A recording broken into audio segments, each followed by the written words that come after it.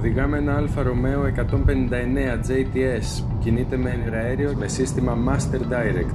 Θα δείξουμε στο λογισμικό πώς το σύστημα καθαρίζει τα μπέκ της βενζίνης και τα διατηρεί σε άριστη κατάσταση. Κάθε 300 δευτερόλεπτα διακόπτει τη λειτουργία του υγραερίου και αφήνει τον κινητήρα να λειτουργήσει μόνο με βενζίνη για 1,5 δευτερόλεπτο, όπως βλέπετε εδώ.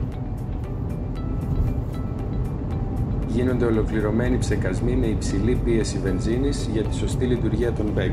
Εξίσου σημαντική λειτουργία του Master Direct, ο καθαρισμός των μπέκ με ψεκασμό για 0,2 μιλισεκόντ μετά την επιστροφή από το cut-off, όπως βλέπετε εδώ. Master Direct, το πιο εξελιγμένο σύστημα με τη μεγαλύτερη οικονομία για μοντέλα άμεσου ψεκασμού.